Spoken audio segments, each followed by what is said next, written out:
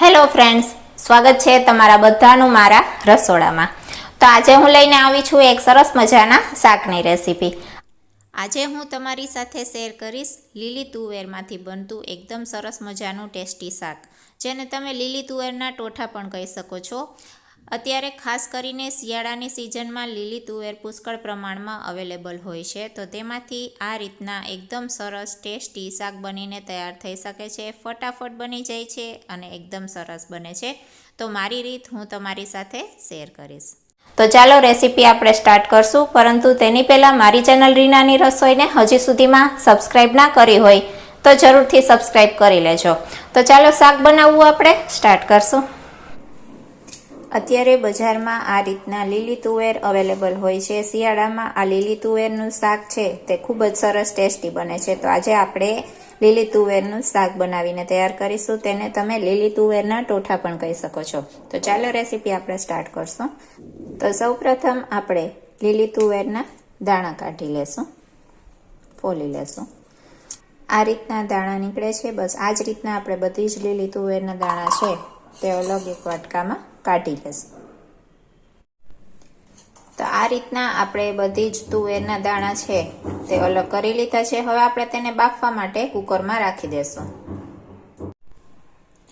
તો કુકરમાં આપણે દાણા એડ કરીશું, પાણી એડ કરીશું। આ રીતે દાણા ડૂબે એટલું આપણે પાણી લેવાનું છે। 1 ગ્લાસ જેટલું પાણી લીધું છે। થોડું મીઠું એડ કરીશું અને હળદર થોડી એડ કરવાની। હવે આપણે કુકરમાં બાફી લેવાનું છે, સીટી કરી લેવાની છે। 3 થી 4 સીટીમાં આસાનીથી બધા જ દાણા છે પ્રોપર રીતના બફાઈ જશે। હવે દાણા છે તે બધા જ આ રીતના બફાઈ ગયા છે, એકદમ સરસ રીતે બફાઈ ગયા, તમે જોઈ શકો છો। આવા બાફવાના છે। હવે આપણે શાકનો વઘાર કરીશું। પેનમાં આપણે તેલ ગરમ કરવા રાખીશું। તેલ આમાં થોડું આગળ પડતું લેવાનું। તો હું અત્યારે અહીંયા 3 પાવરા જેટલું તેલ લઈશ। રાઈ એડ કરીશું। રાઈ ફૂટે એટલે આખું જીરું, સૂકા મસાલામાં તમાલપત્ર, સૂકા લાલ મરચાં, ચક્રફૂલ અને થોડી હિંગ લેશું। હવે આપણે તેમાં લીલું લસણ ઉમેરવાનું છે। આ શાકમાં લીલું લસણ છે ભરપૂર માત્રામાં હોવું જોઈએ। તો આ રીતના મેં અડધા વાટકા જેટલું લીલું લસણ લીધું છે।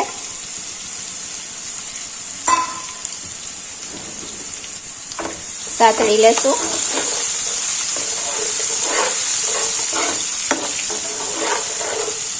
આ શાકમાં લીલા લસણનો ટેસ્ટ ખૂબ જ સરસ આવે છે।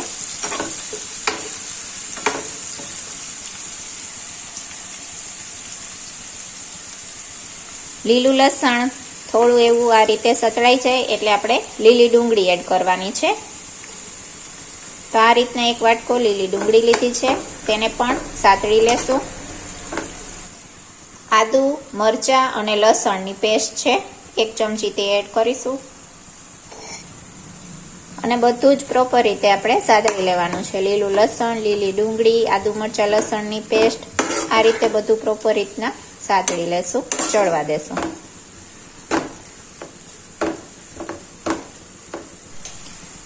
આ રીતના ડુંગળી અને લીલું લસણ બધું પ્રોપર રીતે એકદમ સરસ સતળાઈ ગયું છે। હવે આપણે તેમાં આ રીતના ઝીણું સમારેલું ટમેટું એડ કરીશું। તમે ટમેટાની પ્યુરી પણ એડ કરી શકો છો। મિક્સ કરી અને તેને પણ સાતળી લેશું। હવે આપણે બાકીના બધા મસાલા એડ કરીશું।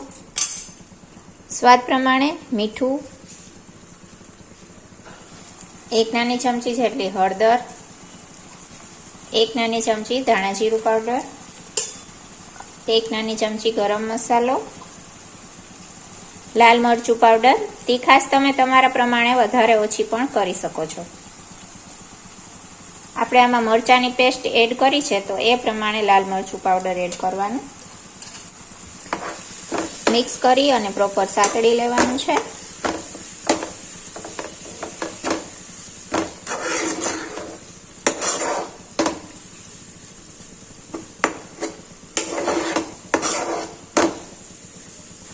2 મિનિટ માટે ઢાંકી અને પ્રોપર રીતે શાકને ચડવા દેશું. જોઈ લેશું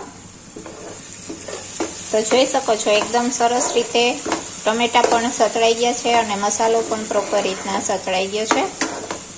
એકદમ સરસ લીલા લસણની સુગંધ આવે છે. હવે આપણે આ શાકમાં થોડું ગળ પણ ઉમેરીશું. આ શાકમાં ખટાશ અને મીઠાશ બંને હોય છે. તો આપણે આ રીતના થોડો ગોળ ઉમેરીશું. તમે ખાંડ પણ ઉમેરી શકો છો. મિક્સ કરી આ રીતે મિક્સ કરી દેશું. હવે આપણે જે બાફેલી તુવેરના દાણા હતા તે બધા એડ કરી દેશું. તેને પણ પ્રોપર રીતે મિક્સ કરી દેશું. આ રીતે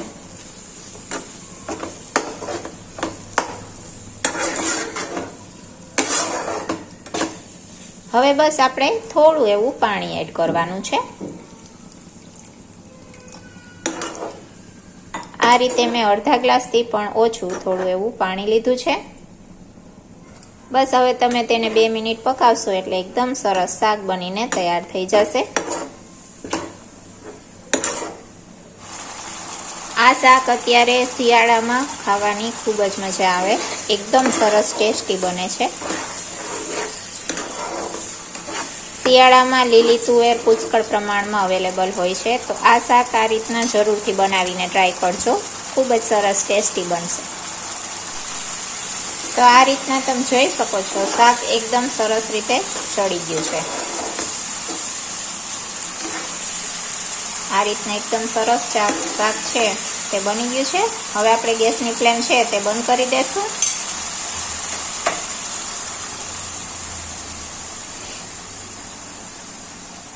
ગેસની ફ્લેમ બંધ કર્યા પછી આપણે તેમાં લીંબુનો રસ ઉમેરીશું. મેં તમને કહ્યું એ પ્રમાણે આ શાક છે એમાં ગળપણ અને ખટાશ બંને હોય છે. મિક્સ કરીશું. અડધા લીંબુનો રસ એડ કર્યો છે. કોથમીર ઉમેરીશું.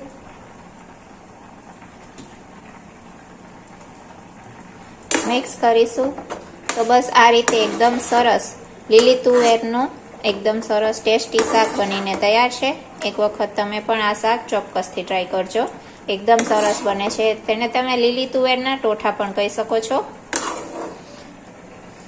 તો બસ આને આપણે રોટલી, રોટલા, ભાખરી, પરોઠા જોડે ગરમા ગરમ સર્વ કરીશું.